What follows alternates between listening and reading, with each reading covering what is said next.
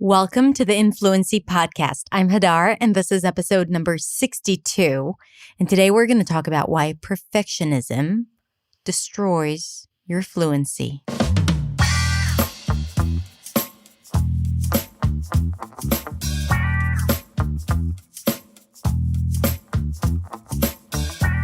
So, do you know this joke about job interviews where the HR asks you, so what is your biggest flaw? And you say, I'm a perfectionist. Because on one hand, it's a flaw. Poor me, I'm a perfectionist. It's not good to be a perfectionist. And on the other hand, that's exactly what you think your employer wants to know about you, because perfectionism is considered to be a positive trait and not really a flaw. So, what is perfectionism? Perfectionism is basically the need to be or to appear to be perfect, or even have that idea that perfect is even possible, or it's possible to achieve perfection. Because perfectionists believe that it's possible to achieve perfection in anything they do in life. Making food, doing work, speaking English. Now, perfectionism occurs in certain areas as well. So you might be a bit more forgiving when it comes to cleaning your house or folding your laundry, which is definitely something that I have let go in my life. I'm not trying to be perfect when folding my laundry. When I attempt at folding my laundry, I get reprimanded for it by my husband. So I've definitely let go of that need to be perfect in my laundry folding.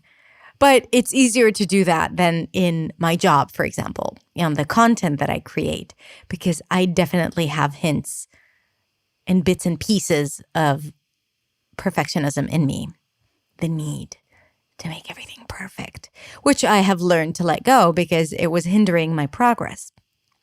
So the idea of perfectionism can grab you in certain areas in your life, even though you don't consider yourself to be a perfectionist. So why am I talking about this? Because of course I'm going to relate this to English. Because in many cases where people don't experience that breakthrough that they're hoping for, the progress, the fluency, the freedom, the joy in speaking in English, it's because it doesn't sound like they expect it to sound. And how do they expect it to sound? Perfect. Now, in a second, we're going to talk about how ludicrous is it to even perceive the possibility of English as something that can be perfect, because there's no such thing as perfect in a spoken language. But we're going to put that on the shelf for a sec and come back to the need to be perfect when speaking English. Why is that? And I'm assuming that most people listening to this podcast right now resonate with that idea of the fear of not being perfect when speaking in English. The fear of making mistakes, the fear of having an accent, the fear of getting stuck, the fear of not using the right words, the fear of people thinking that we are less intelligent, the fear of people not wanting to communicate with us, not wanting to talk to us anymore, right? Because we are not perfect. We are not speaking the English that we think they expect us to speak. So that fear is real. But that fear is also the number one cause of why you keep getting stuck and you can't seem to reach that breakthrough. And that concept of perfect English is instilled in us since day one. Why? Well, first, because we communicate in a certain language. The only reference we have to that is our native language. So we know what it's like to speak a language, and we know how it feels. And when we speak a different language, it doesn't feel the same way. Therefore, it's not perfect. Therefore, anything that we're doing is less than. Okay? Already the sense of being imperfect. But that's just the starting point. The real problem starts the first day of school, where you start learning English, and they teach you that there is right and wrong. The moment you take your first quiz or your first test, where you have to write the word down and then you get it wrong because spelling is impossible, and then you lose points. Shoot, I didn't do well.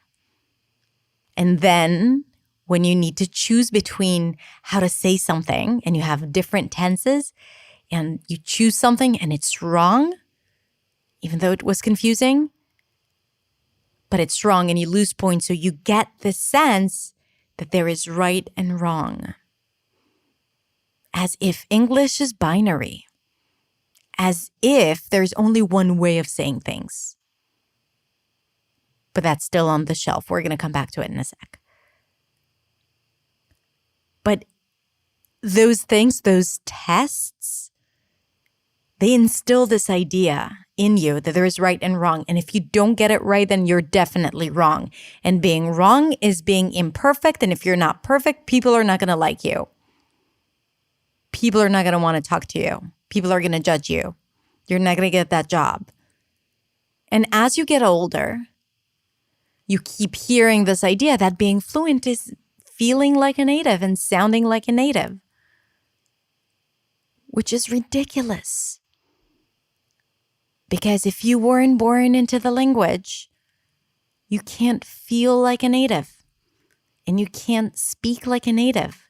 Simply because it's not your native language. You can feel great in English. You can feel amazing, powerful.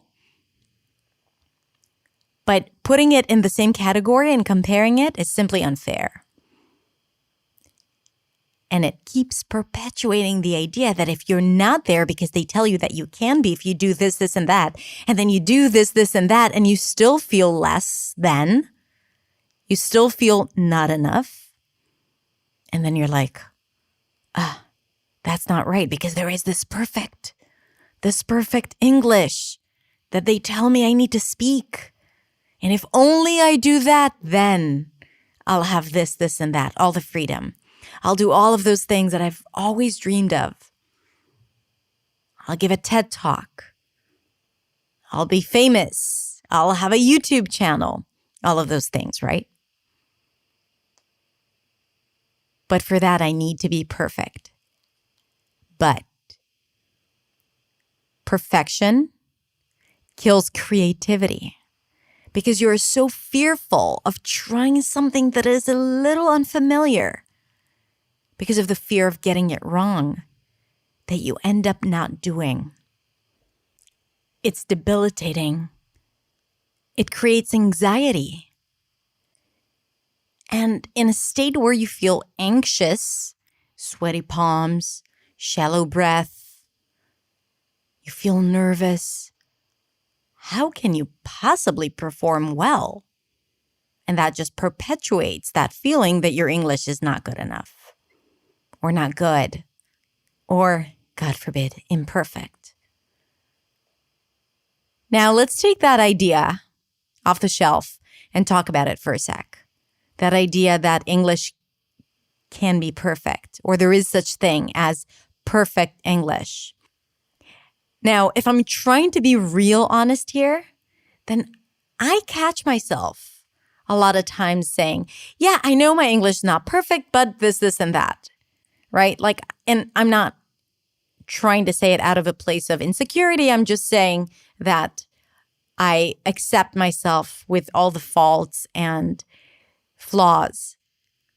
But yet I'm still suggesting that there is such thing as perfect English. And to what do I compare it to? That idea of standard English, that teacher that I once had in school that had this beautiful standard American accent, that very popular teacher on YouTube that teaches English, or that thought leader that is so expressive and I love how she speaks and I'm like, that is perfect English. Because English is so diverse, any language, but it has thousands of accents, dialects, sounds. Well, not thousands of sounds, but many different sounds. People's mouths are different. How they open their mouth, how they pull their tongue back. All of that changes how a person sounds. So to say that it's possible to have one perfect English makes no sense whatsoever. The person who invented the standard accent had a certain way of pronunciation and it is based on how he grew up. Yeah, it's a he. In the dialect that he spoke that ended up creating that standard English and certain grammar structures that are different by different speakers and how English evolves. And sometimes people don't use certain grammar rules that you were taught in school because that's just not how people speak. Does that make it imperfect? Because it's not correct, because Grammarly may fix it? But if people use it all of the time, maybe there isn't just one way of saying things. What I find beautiful in English may not be beautiful to someone else's ears. So what I perceive to be perfect is not perfect for someone else. That someone else could be a native or a non-native speaker. It does not matter. And when you want to say something, you can use several different tenses. I was there. I've been there. Can you say that one is incorrect? No. Does it depend on the situation? Probably.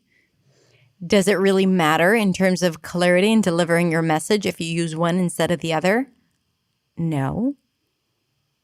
Will people notice and think that you're stupid? Probably not. Does that matter to your brain? Probably not. Because your brain still perceives it to be imperfect because you made a mistake. Now, don't get me wrong. I'm not saying lower the bar, lower the standard, speak with mistakes. I'm all about self-improvement, learning. I mean, heck, my business is based on creating services for students to help them improve their English, right? So I'm not saying don't do anything, be happy, think happy thoughts, and imagine a check with $1 million on it. No, I'm not saying that. Imagine yourself giving a TED Talk and that will happen to you. No, you got to do the work. You got to understand that when you make a mistake, you learn from it.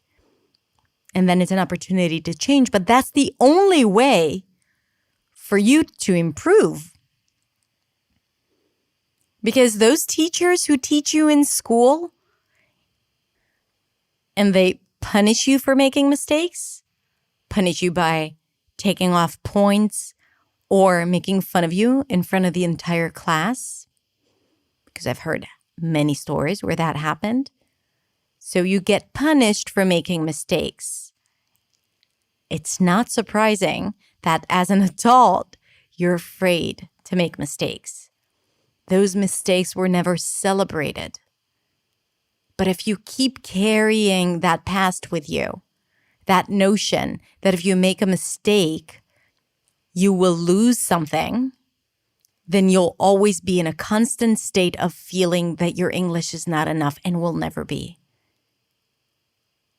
And the brain is a funny creature because if you tell it that it's not good, and if you tell your brain constantly that you can't learn, that you are not enough and all of that, then every time you will make an attempt at learning, at speaking, Your brain will be like, what are you doing? You know that you're not enough. You know that it's not going to be successful. You know that you're going to make a mistake because you're always making mistakes, having that memory from childhood of making mistakes. And then you keep saying to yourself, your English is lousy. You have a strong accent. You sound bad. You look silly. You're not real. You're not natural. And if you keep saying all of those things to yourself about your English, why do you expect other people to feel anything differently? If you yourself don't value your English, why do you expect other people to value your English? Now, of course, it's all ultimately in your head because you don't believe that people value your English or your attempt. You feel that they judge you. Most people do feel that. And yeah, sometimes a lot of people judge, but not as much as you judge yourself. So sometimes we have all those negative thoughts about our English and we project them onto other people, believing that they have those negative thoughts. And as I said before, when you have those negative thoughts, that's not a place to thrive and to learn and to change. It's a place of oppression. Your English is oppressed. Poor thing. And then when you need it to be on your side, it's not on your side. It's hiding. It's ashamed. I always love visualizing English and pretending it to be a human being. It makes things a lot clearer in my mind. So I use that imagery of English being like a really chill, classy, laid-back woman sitting on the couch, drinking a martini, and people approach her rather than her approaching people. So I try to use this visual when I teach my students how to communicate effortlessly in English, not to work so hard to let people come to them, right? But it's the same idea because if you mistreat someone that you care about in your life, or at least someone that you need, and you keep talking crap about them, and you keep saying how much they suck and that they're not good friends. I mean, do you think that they're going to be there for you when you need them? Why would they? So if you want other people to value your English and respect you speaking English and respect your English, you better get started with respecting your English first, and your progress and your journey, and acknowledge it and appreciate it. What else can you do? What else can you do to turn that negative thought into positive? Well, I talk about it a lot, but you gotta focus on the positive things. You gotta focus on what's working. We are biased to pay attention and to recognize and remember the negative things. So, for example, you had a meeting and you spoke and it was okay. And then you had a minute where you got stuck. And maybe someone was not very patient and started speaking instead. And then you just kept quiet. And you walked out of this meeting. What would you feel? What do you think you would feel? I did so well, except for that last 5 minutes.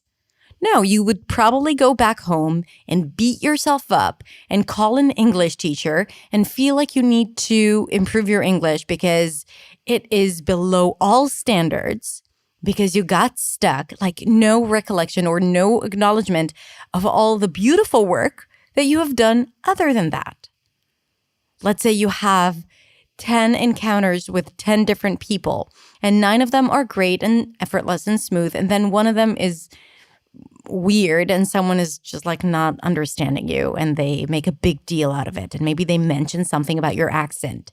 Will you think about all those 9 people that you had this lovely interaction with? No, you are more likely to remember and respond to that negative encounter.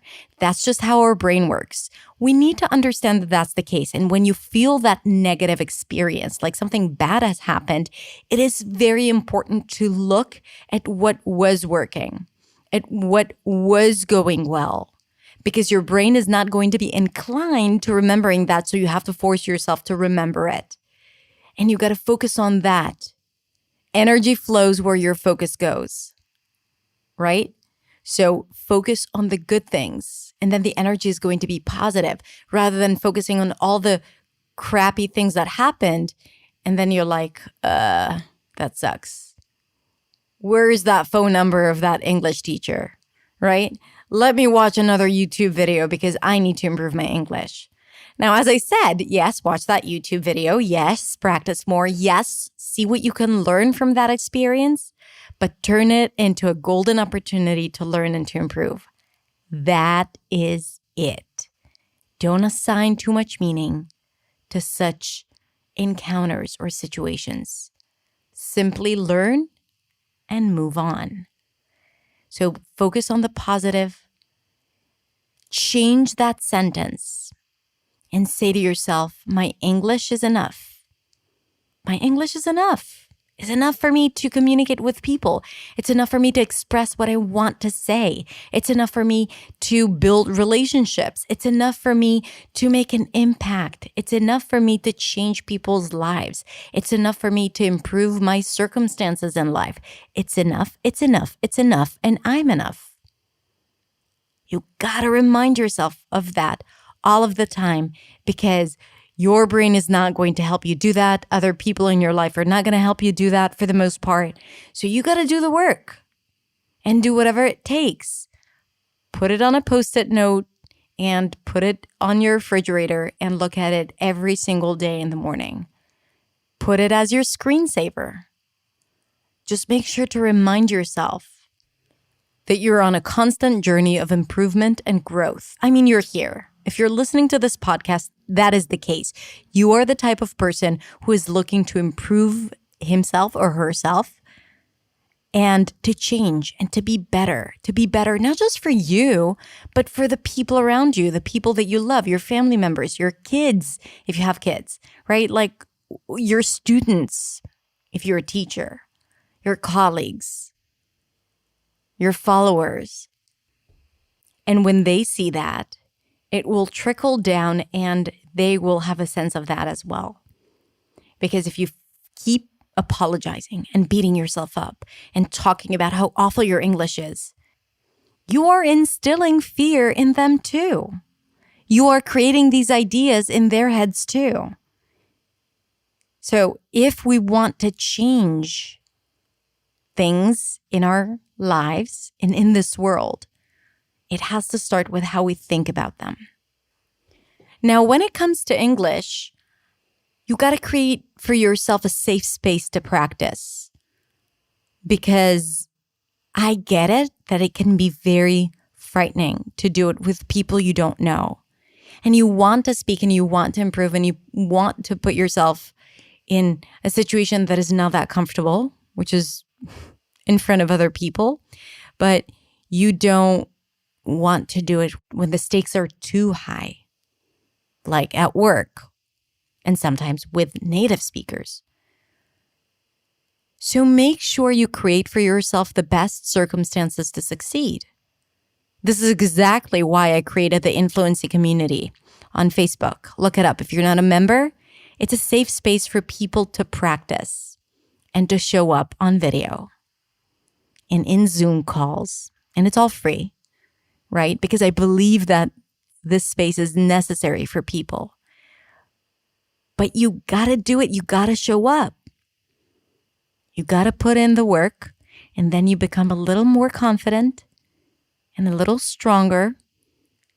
And then doing it in front of people whom you don't know, or in front of native speakers or colleagues or bosses, not buses, but bosses, then that becomes a little less scary and a little more possible. And if you truly let go of this idea that there is such thing of perfect English, it gives you permission to be yourself, to speak, to communicate without that police officer in your head judging and criticizing and catching every single mistake. That's no fun. And communication is all about joy and connection. If you can't do that, then what's the point? It's just a matter of decision. And you need to make it. So create for yourself the best circumstances to succeed. Show up, be consistent. Doesn't happen overnight, but it happens over several nights and days. It does. And the breakthrough is not something that you see all of a sudden, but when looking back, you see the difference. That's what we want. You can go back and listen to the compound effect. I'm going to link to it in the show notes, one of the episodes that I created just when I started my podcast, and also the episode about the imposter syndrome. If you haven't listened to those two, and what I'm saying here resonates with you, I think you can go back and really understand the deeper root of all that, of that all. Which one was perfect? All that or that all? Does it matter? You got the point. Am I going to edit it out? No. Okay. So that's it. If you want to share with me your thoughts and ideas, then come on over to Instagram. You can find me at hadar.accentsway. Follow me and send me a DM. Tell me what you think. Tell me how you feel. Tell me what you're going to do differently. And if you like this episode, then consider subscribing to my podcast wherever you listen to the podcast. And if you really liked it, then you can even rate and review the podcast. Crazy thought, right? But if you feel like it, I'd greatly appreciate it. So thank you so much for tuning in and for being a part of this community. Even if it's just you and me right now, there are many, many people who feel exactly like you are feeling, having the same thoughts as you are feeling. So just so you know that you're not alone. And if you are a member of the Fluency community, you know that for sure. So have a beautiful, beautiful rest of the day. Thank you so much for being here. And I'll see you next time.